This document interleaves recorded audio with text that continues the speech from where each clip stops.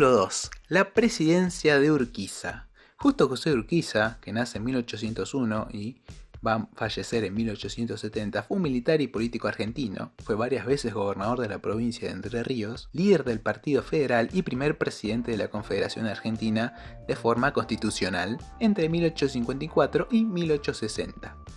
Entre Ríos era un territorio que ocupaba una posición estratégica, ya que estaba cerca de Buenos Aires y de la conflictiva Banda Oriental, que ya estaba siendo el estado oriental del Uruguay, así como también del Imperio del Brasil y de la provincia de Corrientes, que era uno de los focos unitarios durante el periodo de Rosas, ya que entre el capítulo 1 y el capítulo 2 hay una parte muy central de la historia argentina, que aquí no vamos a referenciar centralmente, pero que es la Confederación Argentina en la etapa de Rosas.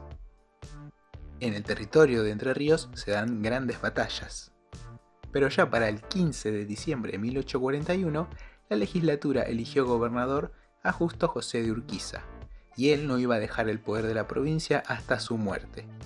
En su etapa de gobierno de provincia, podemos mencionar que protegió a la ganadería, favoreció la instalación de saladeros de carne vacuna, hizo exigir la papeleta de Conchavo, recuerden que la mencioné en el capítulo 1, a todos los peones rurales, mejoró los caminos y los puertos, instaló molinos de agua y ayudó al establecimiento de pequeñas industrias y colonias, así como también eficientizó la administración y el gasto público. Impulsó la educación, extendió las escuelas primarias que había fundado su antecesor y fundó nuevas escuelas secundarias públicas y modernas. La Escuela de Paraná, la escuela que hoy es el Colegio Nacional de Concepción del Uruguay, tuvo un desarrollo sectorial que podríamos empardar con Córdoba o Buenos Aires en cuanto a materia educativa. También se fundan teatros, escuelas secundarias de mujeres, bibliotecas públicas, etc.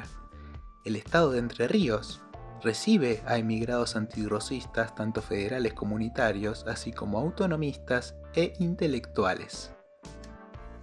A diferencia del clima de la Buenos Aires de Rosas, donde más bien no era tanto de apertura, considerando por ejemplo la existencia de la mazorca y el régimen.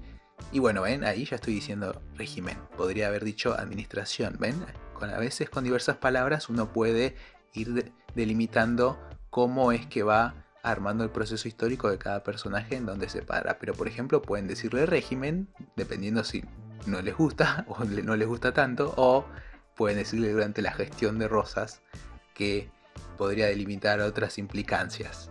Pero siguiendo, durante la gestión de Rosas no había mucha diversidad intelectual publicada, pero sí lo había, por ejemplo, desde el exilio. Muchos sí ahí publicaban sus obras y su línea política o sus visiones de cómo deberían seguir las provincias unidas de Río de la Plata. Y mencionando Buenos Aires, el bloqueo anglo-francés que se da entre 1845 y 1850, así como las actividades de los corsarios al servicio de Montevideo, afectan al gobierno de Entre Ríos.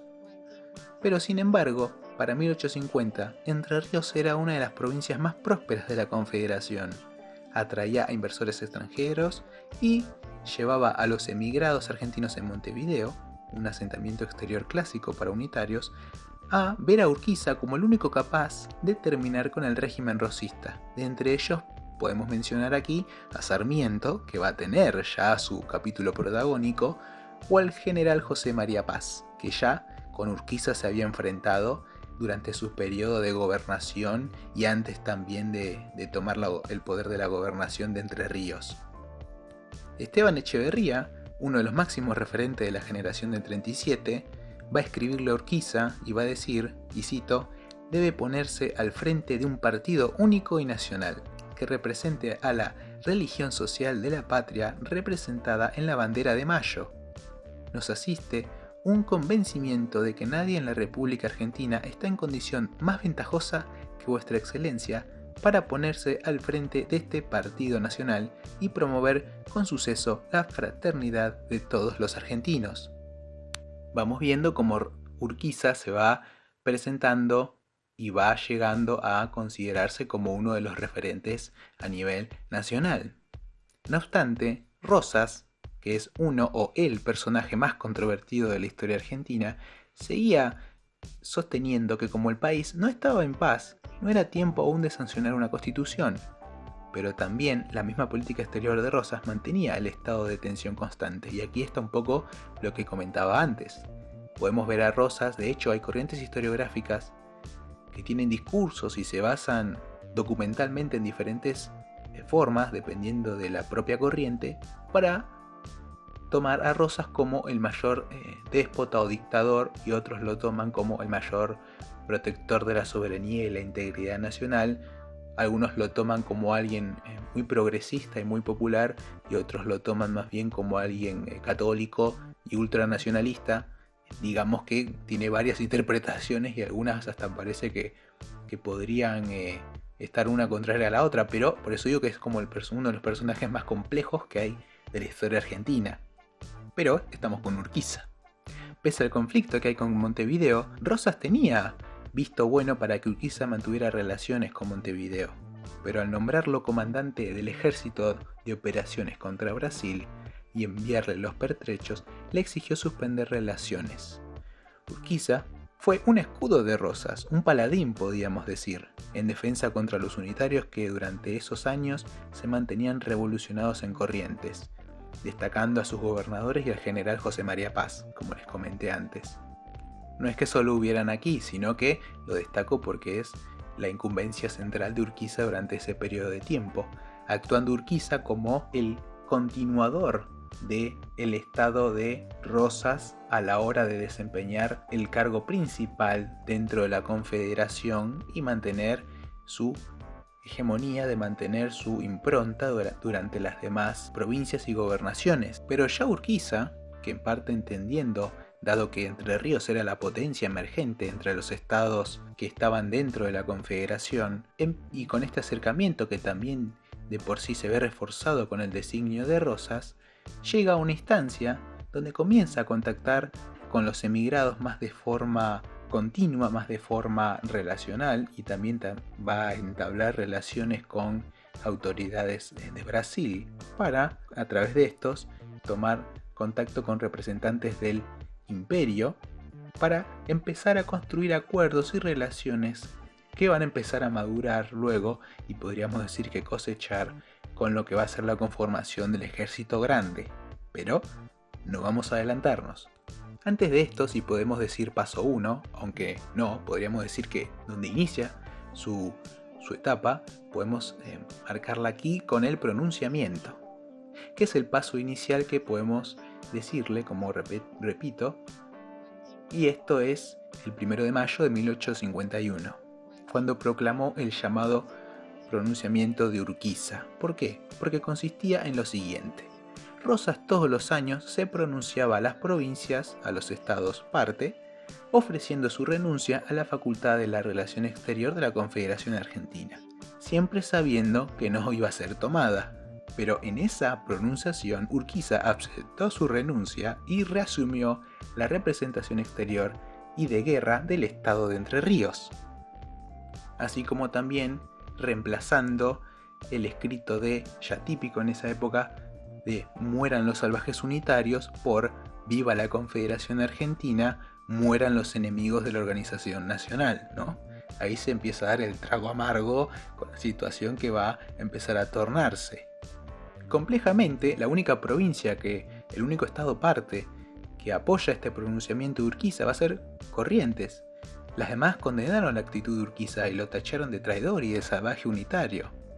Pero, a pesar de esto, a fines de mayo se firma un tratado entre Ríos, el gobierno de Montevideo y el Imperio del Brasil, que acordaba una alianza entre los tres para expulsar a Uribe, que era un presidente de Uruguay, llamar a elecciones libres en todo el territorio de Uruguay y a enfrentar a Rosas juntos, y si éste les declaraba la guerra, también a una de las partes. En julio de ese año, el ejército entrerriano cruzó el río Uruguay. En el camino se le unió la mayor parte del ejército de Uribe, que se puso a órdenes del general Garzón, candidato a presidente de los aliados, y por el norte entraron los brasileros. El ejército avanzó sin oposición hasta las inmediaciones del campamento del Cerrito, donde se iniciaron conversaciones de paz con Uribe. El 8 de octubre se firmó un pacto entre las partes por el que las fuerzas de Uribe se incorporaban al ejército de Urquiza, y un Olvido de todas las querellas, ni vencedores ni vencidos. Oribe se retiró a su estancia, donde moriría pocos años después. O sea, gran parte de sus tropas lo dejaron y se pasaron al bando de Urquiza, y las otras terminaron pactando junto con él. Así como recibe esta adición, Urquiza incorporó a su ejército a la fuerza a las tropas argentinas que sitiaban Montevideo, pero dejó escapar a sus jefes. Y acá ya estamos entrando en lo que es la batalla de Caseros. Batalla que es una de las más fundamentales de la historia argentina. Urquiza regresa a Entre Ríos, donde termina de reunir el llamado Ejército Grande, conformado por las tres partes firmantes, o sea, entrerrianos, correntinos, emigrados unitarios, los soldados argentinos del sitio, unidades coloradas del ejército uruguayo y tropas del Imperio del Brasil.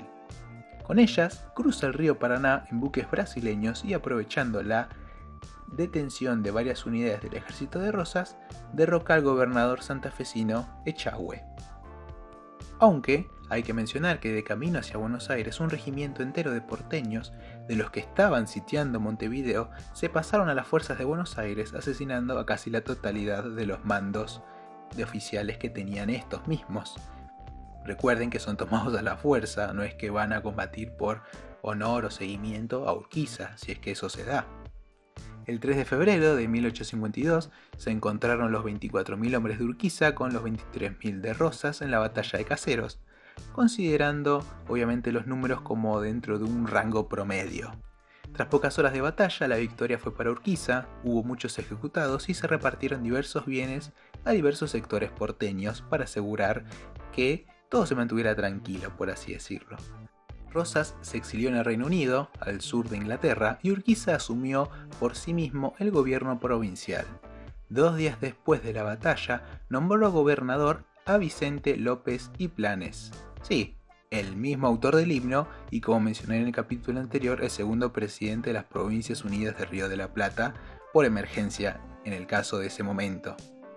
El 20 de febrero, el comandante brasileño anunció el desfile triunfal en Buenos Aires para esa fecha, pero Urquiza recorrió la ciudad sin esperar al ejército brasileño, ya que era una humillación especialmente buscada, dado que era el aniversario de la victoria argentina de Ituzaingó, que también mencioné en el capítulo anterior como de las grandes históricas batallas bien ganadas argentinas.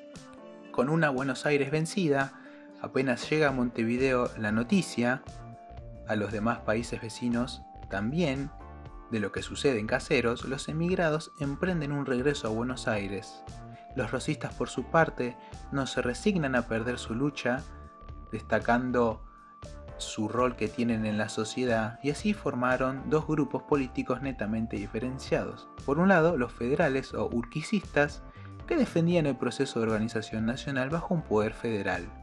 Entre sus integrantes estaban Vicente López y Planes y su hijo Vicente Fidel López, Francisco Pico y Juan María Gutiérrez, mientras también estaban los partidarios de la ruptura con la Confederación, donde destacaban Valentín Alsina, Bartolomé Mitre, también va a tener su capítulo protagónico, Dalmacio Vélez Arfield y Domingo Faustino Sarmiento, que como ya dije, va a tener su protagonismo.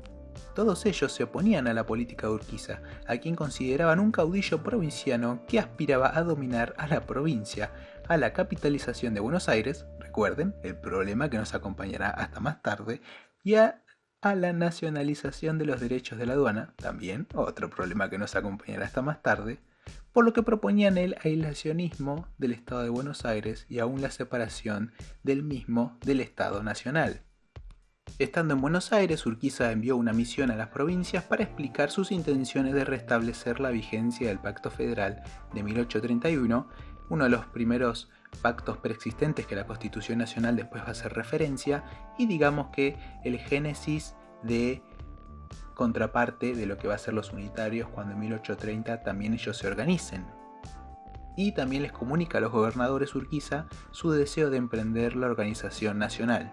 El 6 de abril, los representantes de Buenos Aires, Corrientes, Entre Ríos y Santa Fe firman el Protocolo de Palermo, que restablecía la vigencia del Pacto Federal, obviamente de 1831, delegaban en Urquiza el manejo de las relaciones exteriores y le encargaban la reunión de un Congreso Constituyente.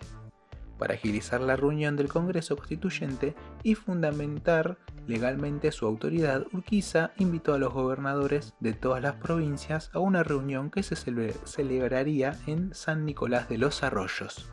El 31 de mayo de 1852 se firmó el Acuerdo de San Nicolás de los Arroyos, sí, otro también de los pactos persistentes que luego van a ser referenciados en el preámbulo de la Constitución Nacional, el cual él mismo establecía, entre otros puntos, la vigencia del Pacto Federal de 1831, la reunión de un Congreso General Constituyente en Santa Fe a partir de agosto de ese mismo año, integrado por 2 diputados por cada provincia, los cuales actuarían sin instrucciones que restringieran sus poderes, y la creación del cargo de Director Provisorio de la Confederación Argentina, que recayó en el general Urquiza para poder intervenir en conflictos de los estados provinciales y establecer un Consejo de Estado.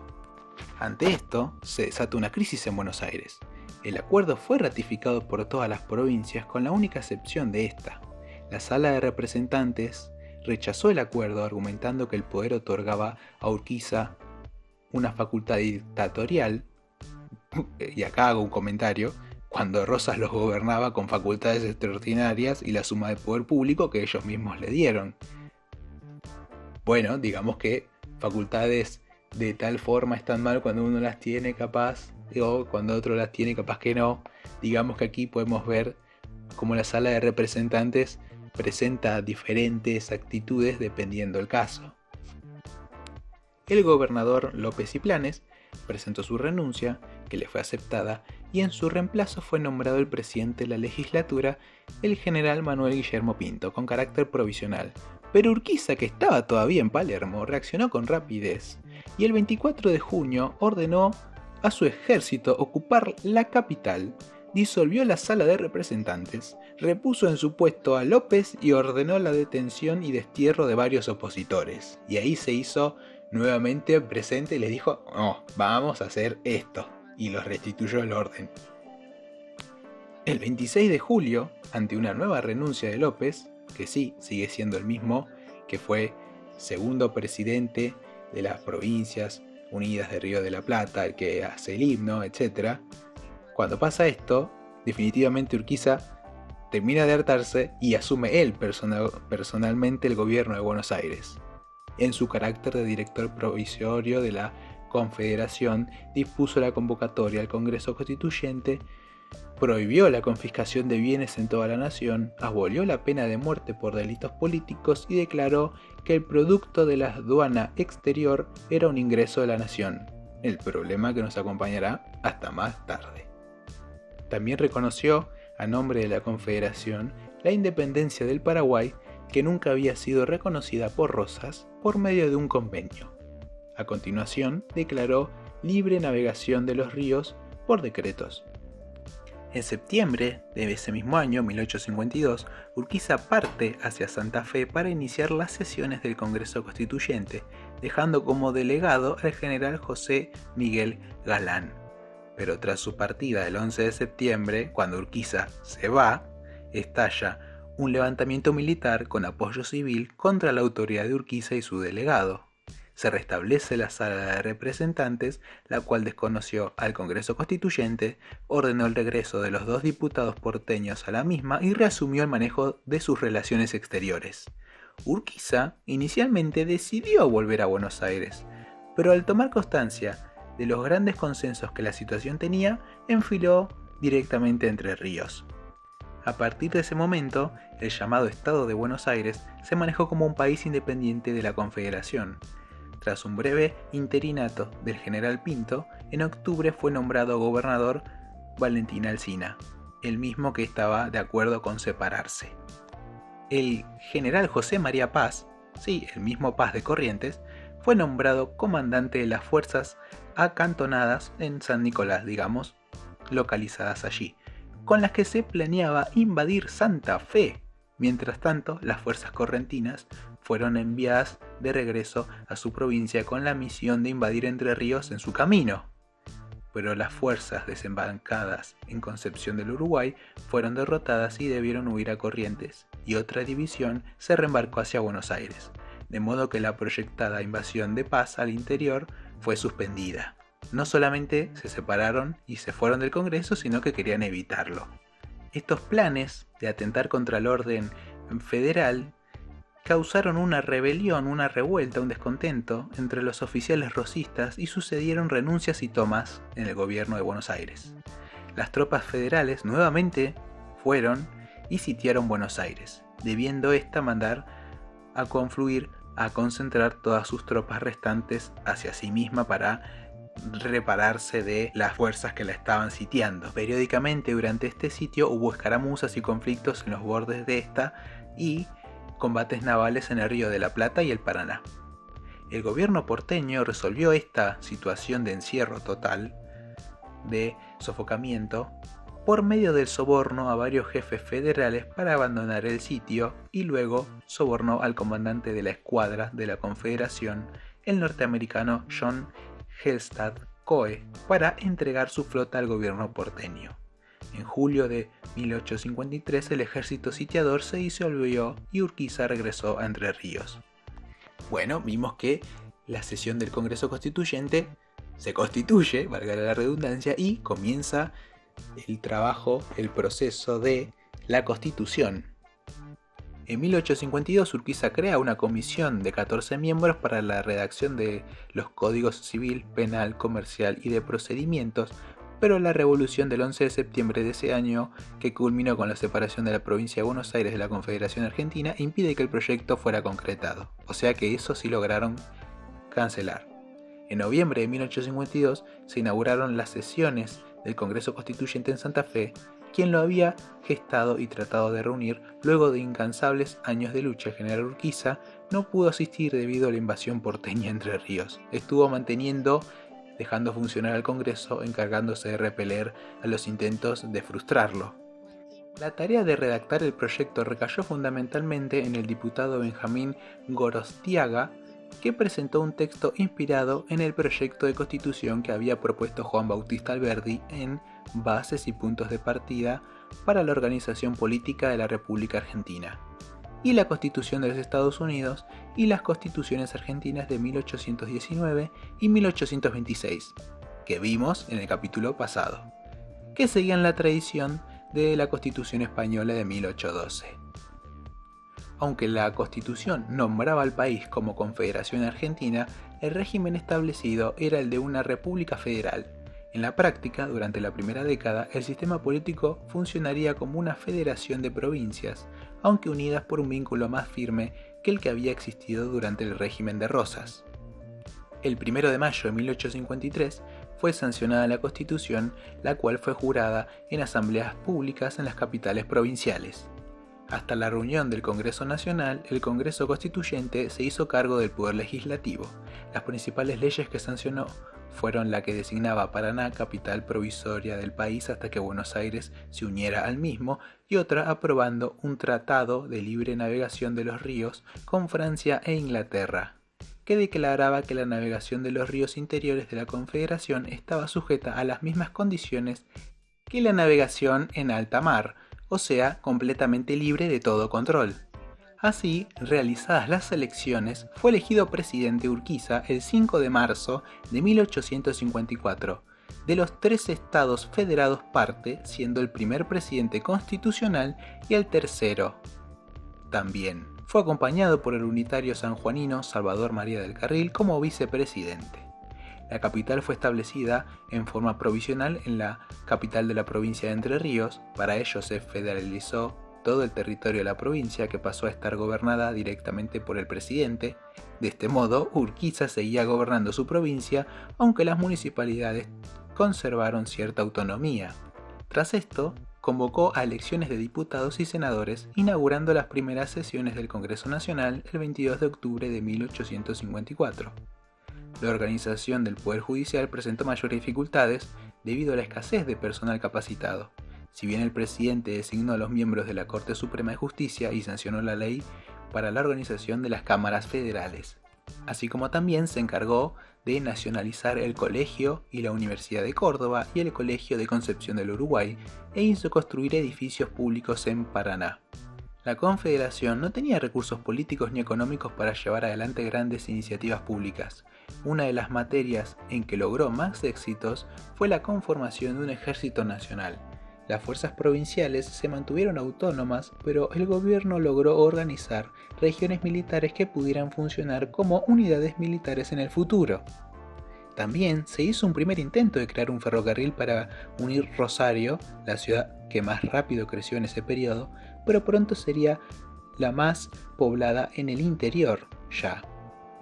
Este proyecto de ferrocarril quería enlazar Rosario con Chile, para favorecer en su camino a las zonas desérticas que había entre estas. Los primeros estudios de este sentido dieron resultados desalentadores, por lo que el gobierno pensó en combinar ese plan con un ferrocarril a Córdoba, que por sí mismo financiaría la construcción del primer tramo del ferrocarril a Chile.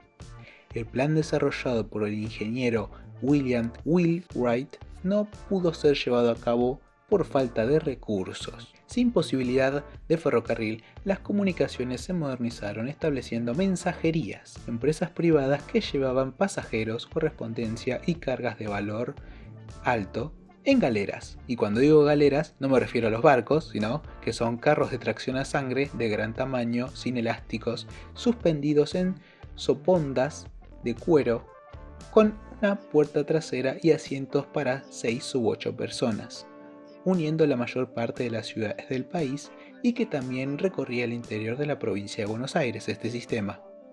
Dada la falta de crédito y recursos económicos financieros, el crecimiento de la producción agrícola en las provincias del litoral estuvo motorizado por la creación de colonias agrícolas en su territorio, atrayendo hacia ellas a inmigrantes europeos.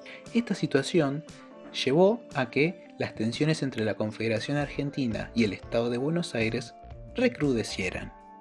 La división entre estas era un problema para los representantes diplomáticos que estaban acreditados en la Argentina, porque reconocían en la Confederación a todo el país, pero la enorme mayoría de sus intereses comerciales y sus ciudadanos residían en Buenos Aires, por lo que tuvieron que contar con representantes tanto en Paraná como en Buenos Aires tratando de mediar a favor la unión nacional.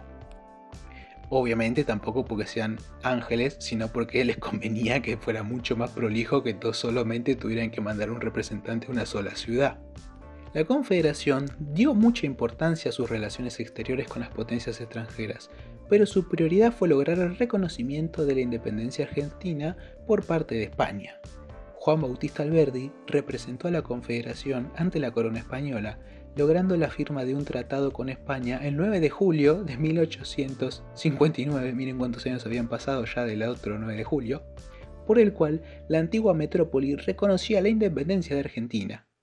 Pero esta fue rechazada por Buenos Aires, ya que se reconocía la ciudadanía española de los hijos de españoles nacidos en Argentina, lo que significaba convertir a la muy necesaria inmigración en una amenaza. Gran Bretaña logró la anulación del Tratado de 1849, por el cual Rosas había obligado a ese país a reconocer la soberanía argentina sobre sus ríos interiores. También se reiniciaron las relaciones diplomáticas con la Santa Sede, o sea con el Vaticano, con la cual la Argentina no había tenido relación alguna desde las discusiones sobre el patronato eclesiástico durante la década de 1830.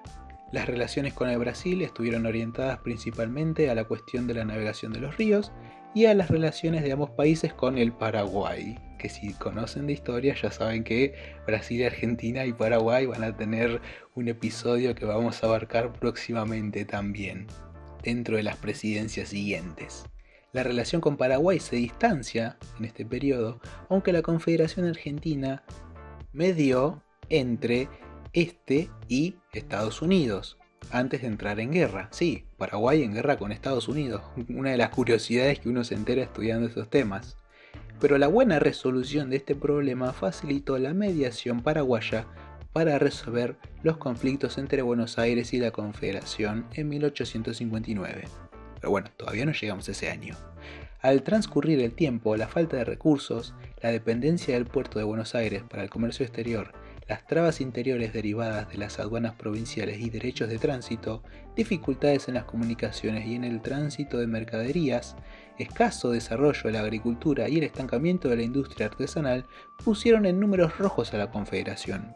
Sumado todo esto a que la organización del Tesoro Nacional presentó dificultades por la escasa recaudación de las aduanas exteriores y la falta de un sistema impositivo eficiente que reforzaba la debilidad del sistema bancario, resultando en un crédito muy caro, y los intentos de emitir papel moneda sin respaldo terminó en fracaso, así como el proyecto del Banco Nacional de la Confederación, que debió cerrarse.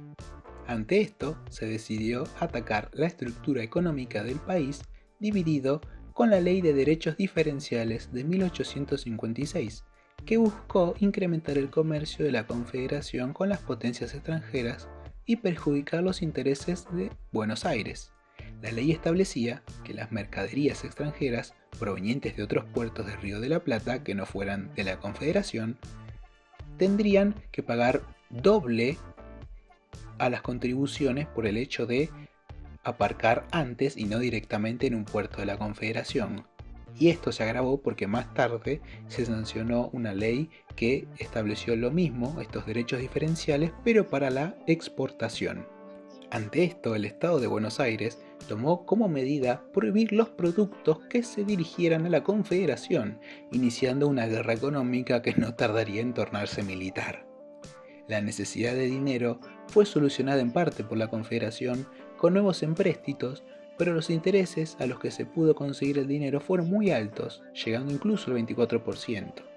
Urquiza llegaría a la conclusión de que el único camino para terminar con los problemas económicos de la Confederación era la reincorporación del Estado de Buenos Aires a la misma. Eso nos lleva al apartado siguiente, una nueva guerra civil. La relación con el Estado de Buenos Aires pasó diversas etapas, y el Estado de Buenos Aires también dentro de sí mismo con su política exterior, así como con su política interior, pero escapa el desarrollo de este video. Entonces, en esta relación de la Confederación con el Estado de Buenos Aires, en estas diversas etapas, hubo etapas de búsqueda de cordialidad por parte de la Confederación, hubo periodos más tensos, hubo periodos de mantener la paz, pero en 1859 el asesinato del caudillo sanjuanino Nazario Benavides. Recuerden el video de la batalla de Pavón. San Juan es como la gota que derrama los vasos, aunque en ese video no utilicé esa metáfora, utilicé una metáfora que puede sonar más a 1939. Este asesinato fue festejado por la prensa porteña, y aquí también alguien va a propiciarse a favor, y este alguien va a ser Sarmiento, que va a decir que considerar la muerte de esta persona es como un triunfo de la civilización. Urquiza, al enviar una intervención federal a la provincia que se había quedado sin gobernador, descubrió muchas pruebas que vinculaban lo sucedido por parte de los revolucionarios con el gobierno de Buenos Aires. La intervención de los porteños en la política interna de otra provincia indignó al gobierno nacional. Una ley desconoció todo acto público generado por el gobierno porteño, y en mayo de 1859 el Congreso ordenó la movilización militar de la población y autorizó a Urquiza a resolver el problema de la unidad nacional por medio de negociaciones pacíficas o de la guerra, según lo aconsejaran las circunstancias. A la par, el jefe del ejército porteño, el coronel Bartolomé Mitre, recibió orden de invadir la provincia de Santa Fe. Ante la inminencia del conflicto, Estados Unidos, el Reino Unido, Brasil y Paraguay trataron de interceder amistosamente, pero ni Alsina ni Mitre aceptaban nada que no fuera la renuncia de Urquiza o la guerra. Por su parte, Urquiza, que desde 1852 había intentado negociar siempre, estaba ahora muy enojado por el asesinato de Benavides y por la apología del crimen en que habían incurrido los periódicos porteños, burlándose y celebrándolo. Los buques de guerra porteños bloquearon el puerto de Paraná, pero un motín en uno de estos barcos, que fue entregado al gobierno nacional, obligó a levantar el bloqueo. A mediados de octubre, tras un breve combate naval, la escuadra federal se presentó frente a Buenos Aires. El ejército de la Confederación, dirigida por Urquiza, inició la campaña hacia Buenos Aires desde Rosario. estaba formado por 14.000 hombres, de los cuales 10.000 eran de caballería y 3.000 de infantería, con 35 cañones y obuses. Varias divisiones de indígenas ranqueles también figuran como auxiliares de estas tropas. El ejército porteño, por otro lado, operaba desde San Nicolás de los Arroyos, contando con 9.000 hombres, de los cuales 4.700 eran infantes y 4.000 jinetes, con 24 piezas de artillería, bajo el mando de Mitre, ministro de guerra de ese entonces. Las fuerzas de Buenos Aires estaban muy disminuidas porque gran parte de sus fuerzas debían proteger la frontera de su provincia de las invasiones de los indígenas, algunos de los cuales, como Juan Calfucura, estaban aliados de Urquiza y sus incursiones formaban parte de la estrategia de este.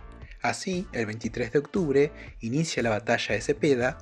Antes de lanzarse al ataque, Urquiza arengó a sus tropas diciendo: «He querido evitar la sangre y he procurado la paz. El gobierno de Buenos Aires se empeña en provocarnos con un ejército que no puede resistirnos. Pues bien, conquistemos por la acción de las armas una paz duradera». Con esto, y producido el choque inicial, la ventaja favoreció a la infantería porteña, pero un hábil uso de la caballería por parte de Urquiza le permitió tomar la ofensiva, e incluso 3 batallones porteños fueron destruidos. Una maniobra de flanco ordenada por Mitre desorganizó toda la formación de este, y a la noche se detuvo la batalla, cuando la victoria de la Confederación era ya evidente. En medio de esta noche, Mitre comandó una ordenada retirada hacia San Nicolás, donde llegó pasado el mediodía siguiente con solo 2.000 hombres, y a continuación embarcó todo su ejército hacia Buenos Aires. Con el camino libre, Urquiza avanzó rápidamente sobre la ciudad. Aunque hubiera podido entrar a Buenos Aires por la fuerza, Urquiza prefirió esta vez acampar cerca de ella, en el pueblo de San José de Flores, desde donde inició negociaciones. Durante todas las tratativas, Urquiza mantuvo la amenaza de un inmediato asalto a la ciudad, con lo que el 8 de noviembre obtuvo la renuncia de Valentín Alsina. Como consecuencia de complicadas negociaciones durante las cuales ofició de mediador Francisco Solano López, hijo del presidente paraguayo, que también va a tener en el futuro un rol fundamental para lo que nos compete en los capítulos siguientes, el 11 de noviembre se firmó el Pacto de San José de Flores, también llamado de Unión Nacional, entre Urquiza y el gobernador provisional Felipe Lavallol. El mismo establecía que Buenos Aires se declaraba parte integrante de la Confederación y renunciaba al manejo de sus relaciones exteriores, pero recibiría la Constitución de 1853 por medio de una convención provincial y la revisaría, le propondría reformas y estas deberían contemplarse. Se declaraba nacionalizada la aduana, que seguirá siendo un problema que nos acompañará hasta más tarde, pero la nación compensaría los ingresos de la provincia de Buenos Aires durante 5 años a futuro, en la medida en que fueran inferiores a los del año 1859 los ingresos. Una cláusula que no fue incorporada al pacto, pero que fue acordada de palabra entre las partes, establecía que la reincorporación de la provincia a la nación se haría después de finalizado el periodo presidencial de Urquiza. Muchos federales del interior estuvieron en desacuerdo con el pacto. Desde su punto de vista, Urquiza había llegado a San José de Flores como un vencedor y había negociado como si él hubiera sido el vencido. En vez de castigar por su rebeldía, se le había premiado en vez de eso. Uno de los críticos fue el general Ricardo López Jordán, que tiene larga data acompañando a Urquiza ya, que también es uno de los vencedores jefes de Cepeda. Y llegados a este punto, llegamos al gobierno de Derqui. En mayo de 1860, pocos meses después de este acuerdo del Pacto de San José de Flores, finaliza el mandato de Urquiza y, queriendo dar vigencia a lo que dice la Constitución, Urquiza no se mantiene para un nuevo periodo, sino que entrega al gobierno nacional a su sucesor, Santiago Derqui, que ya venía formando parte de su gabinete, de su gobierno, convirtiéndose en el segundo presidente constitucional y en el cuarto de la República Argentina. Poco tiempo después de esto, se deja sin efecto la federalización de la provincia de Entre Ríos, quedando fuera de la misma la ciudad de Paraná. y una nueva constitución provincial declaró a Concepción del Uruguay capital de la provincia. El gobernador electo fue Urquiza apenas 50 días después de dejar la presidencia. Digamos que no le gustaba estar ocioso. Durante la presidencia de Derqui, la Confederación acordó con el Estado de Buenos Aires el convenio complementario del 6 de junio de 1860 y se realizó la reforma constitucional de 1860, donde la Convención Provincial propuso una serie de reformas que fueron aceptadas en su gran mayoría, sin debate por la Convención Nacional reunida al tal efecto. Entre las reformas introducidas se destacan la validación oficial de 3 nombres oficiales para el país: Provincias Unidas de Río de la Plata, República Argentina y Confederación Argentina, que en el día de hoy se plasman en el artículo 35. Además de esto, se eliminó la disposición que declaraba a Buenos Aires como capital de la nación, otro problema que también nos acompañará hasta más adelante, ya que la misma se fijaría por una ley del Congreso. Se redujeron las atribuciones del Estado Nacional y aumentó el grado de autonomía de las provincias. Se estableció que las provincias se reservaban también las facultades que se hubieran reservado al tiempo de su incorporación. Se suprimió la obligación de las provincias de garantizar la educación gratuita, que luego fue recompuesta, y se prohibió establecer diferencias fiscales entre aduanas y otorgar preferencias a puertos determinados. Derqui continuó la política de promoción de la educación y de colonización de Urquiza, pero este se entrometió continuamente en el gobierno de Derqui.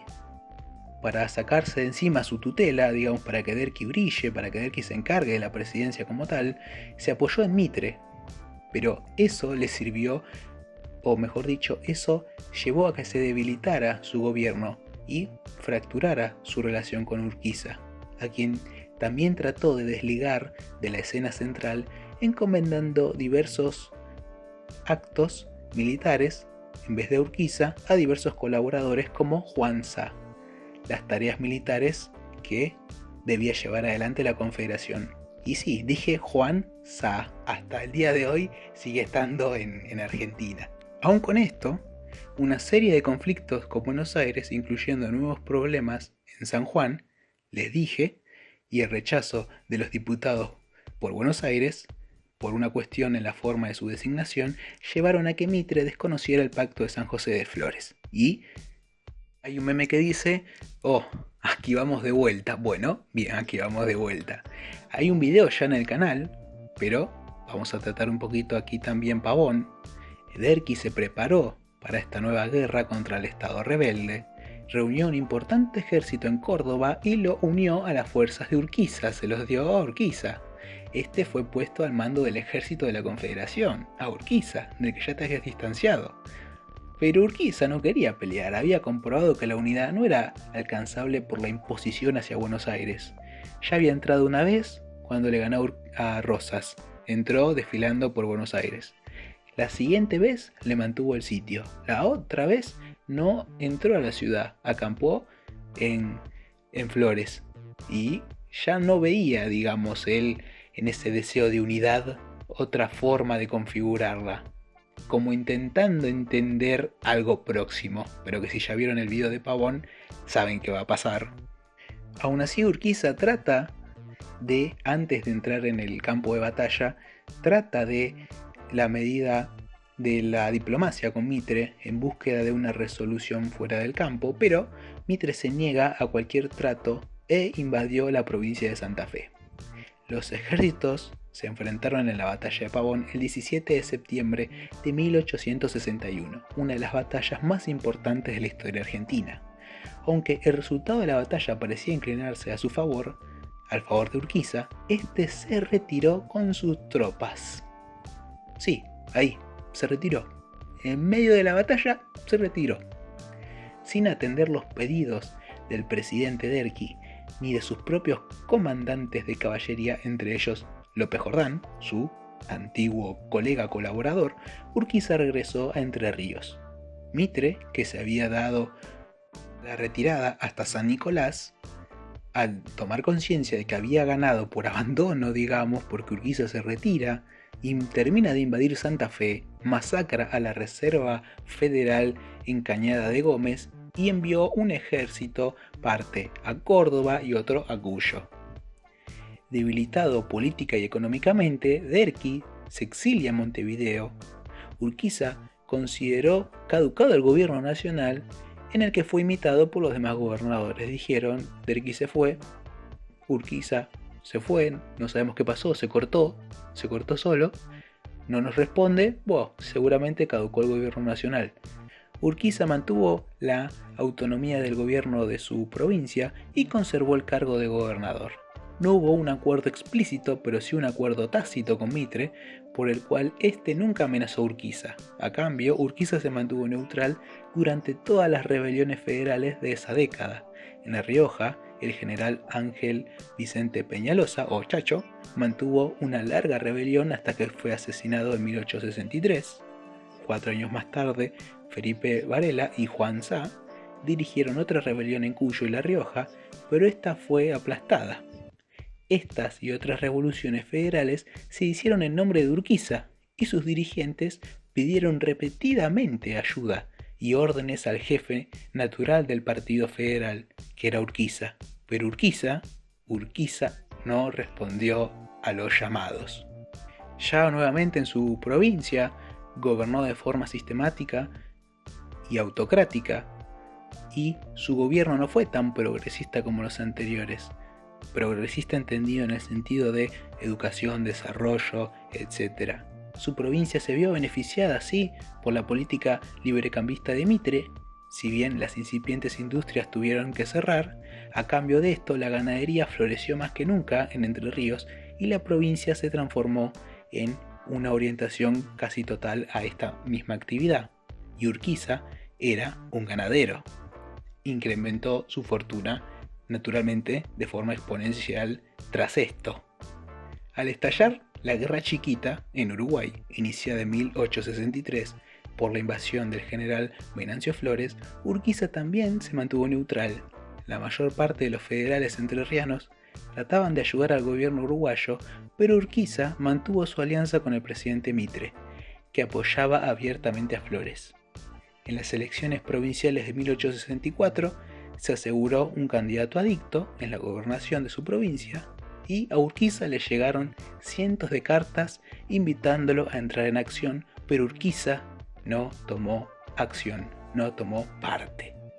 Bien, terminamos un agitadísimo capítulo número 2, y estoy en lo personal bastante contento con la duración. Vemos que abarcando 2 presidencias y un periodo de tiempo que es mucho más complejo, más grande un poquito que lo que es la actuación del presidente del capítulo anterior, hemos estado en un periodo de tiempo bastante medido para mí.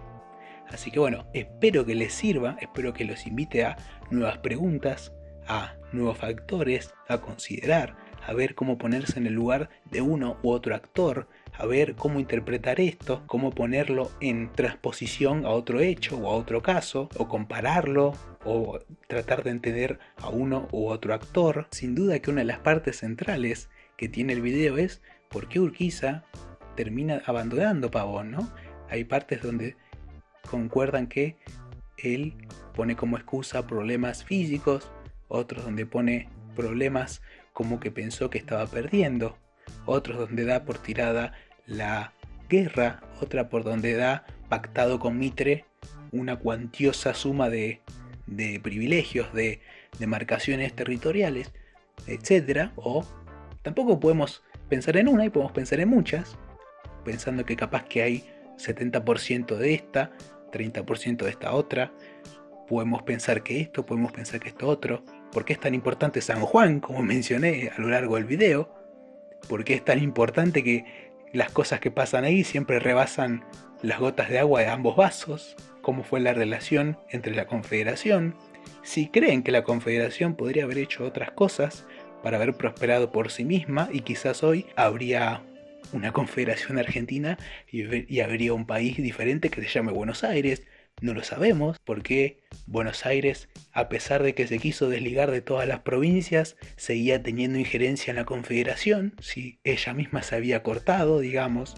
Así que hay un montón de preguntas y un montón de cosas que podemos invitarnos a ver. Y mira qué raro, ¿por qué habrá sido esto? O qué raro no, o mejor dicho, ¿Cómo fue tan evidente que pasó esto? Etcétera. Así que bueno, espero que continúen bien. Esperen el próximo capítulo que va a tratar sobre Mitre y va a responder qué pasa al final con Urquiza. Situación que no comenté, como si fue en el caso de Rivadavia, ¿no? ¿Cómo fueron sus últimos días? Bueno, todavía queda pendiente esta parte de este presidente de Argentina. Muchas gracias.